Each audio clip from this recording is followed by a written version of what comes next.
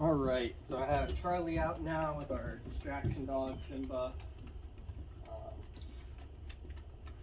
So I just wanted to go over what Charlie's working on.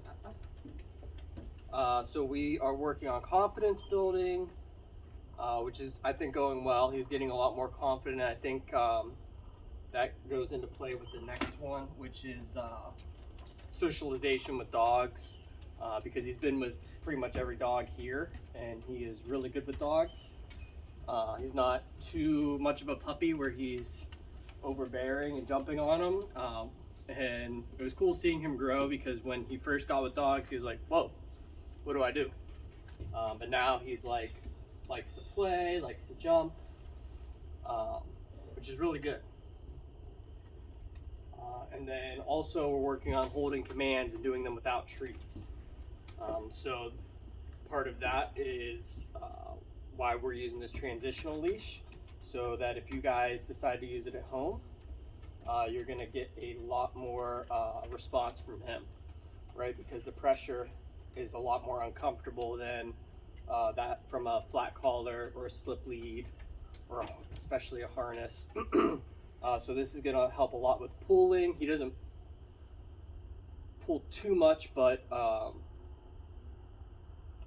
as he gets older and bigger and more confident, he might pull more. So this is going to be a very good tool for you guys. He's not quite used to it yet, but he's getting there. Counter surfing, we're correcting it every time we see it. So that should be getting a lot better. And boundaries around grandkids. Unfortunately, I don't have kids here to work on that with, but all these other things are going to play into it, especially holding commands, because that's all about impulse control. So what happens with dogs, especially around kids, is they can't control. He smells my treats. They can't control themselves around kids. So all these commands are going to help. And then if he is getting crazy around the kids, what you need to do is you just grab him by the collar, or you have a leash on him.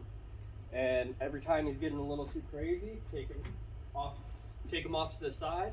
Charlie, sit. Put him in a sit. Get him calmed down. Let him there for a little bit. Okay, let him back. If he's doing it again, good boy, Charlie. Grab him again. Each time, grab him and tell him no. It's a punishment if he's getting to be too much.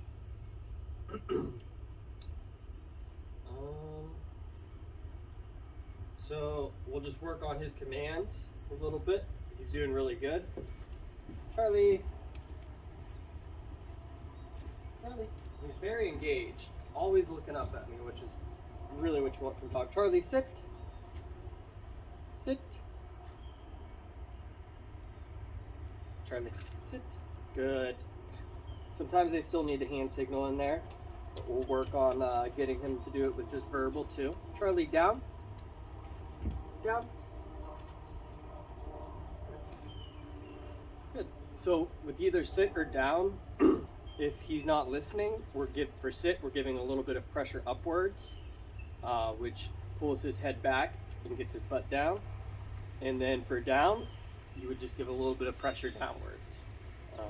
But we're going to be working on that here, so that hopefully at home, by the time he's done with his 2 weeks, he's listening to it, just the hand command and the verbal command. Drop Charlie. Let's go.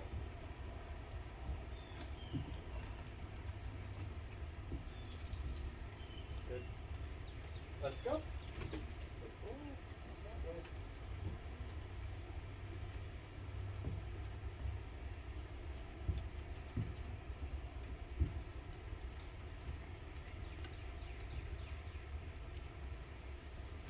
Good. Charlie, sit.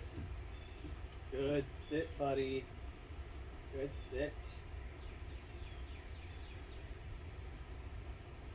And so, talking about impulse control, him being able to hold a sit, no treat, dog right in front of him, this is helping to desensitize.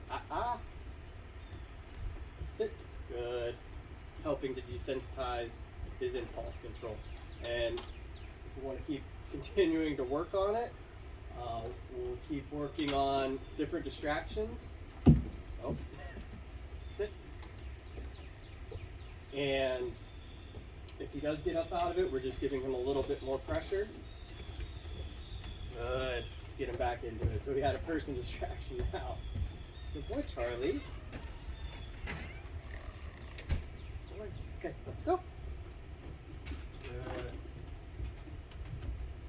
Go. Charlie, sit. Sit. Good.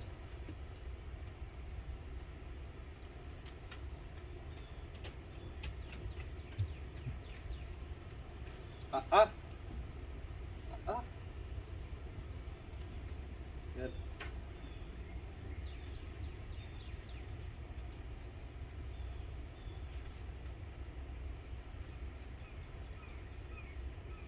Charlie, down. Down. Good.